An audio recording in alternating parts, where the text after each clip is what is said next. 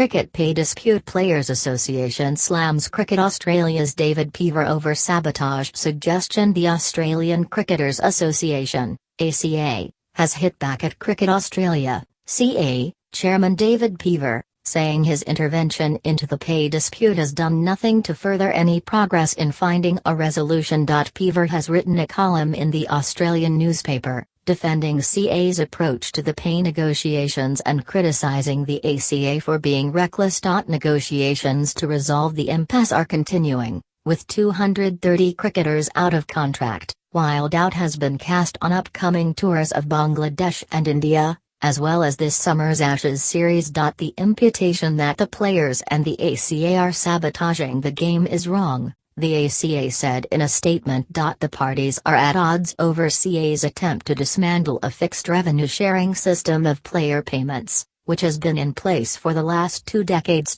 Critics of Peever say he is motivated by an ideological, anti-union agenda, but he dismisses the suggestion, saying it is a myth and deeply insulting to many people across the cricket spectrum. Peever is a former managing director of Rio Tinto's Australian operations, and he once made a speech publicly campaigning for direct engagement between companies and employees, without the competing agenda of a third party, constantly seeking to extend its reach into areas best left to management.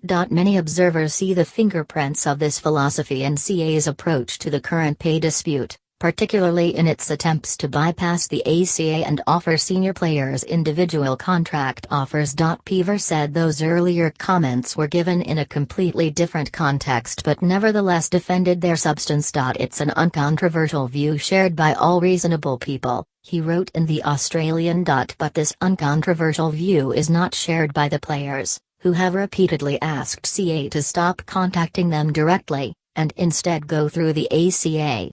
Peever also took aim at the association's PR strategy, describing it as a campaign of such sustained ferocity that anyone could be forgiven for thinking CA was proposing the reintroduction of slavery. ACA refused to apologize for holding CA to account. In its tone and message, Peever's column stands in sharp contrast to the narrative of the past week, where piecemeal progress had been reported from both the ACA and CA. CA Director Mark Taylor said on Tuesday compromise was needed on both sides, while CA Chief Executive James Sutherland and his ACA counterpart, Alistair Nicholson, came together for a face-to-face meeting earlier this week. Committed to the cause in cancelling the tour of South Africa, Australia's players have put the needs of the collective above their own and demonstrated their resolve. Against that background, the ACA said the timing of Peever's column was disappointing. While the bickering continues, domestic cricketers are continuing to train with their respective state squads. These squads are now split between a minority who have contracts that extend beyond the most recent, 70 players nationally, and the rest who are no longer being paid. It is almost 2 weeks after CA have forced the players into unemployment and is refusing to back pay them, despite the players training for free, the ACA said in its statement. The ACA don't apologize for holding CA to account or for asking the hard questions on behalf of our members that must be answered for the betterment of cricket. Some players have already sought assistance from the ACA's Player Hardship Fund, while others are considering part-time work outside of cricket. Retired Australia Test bowler Jason Gillespie has called on both sides to end the game of tit-for-tat in the media. Why have there been so many press releases stating disappointment at the lack of meaningful talks? He asked in a column for the Roar website.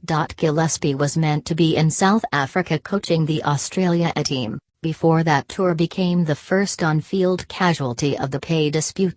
Find a compromise and let's get on with the cricket, he said. It's not a great look for our game. Australia is due to play a 2-test series in Bangladesh in late August, leaving the parties with about 4 weeks to reach an agreement.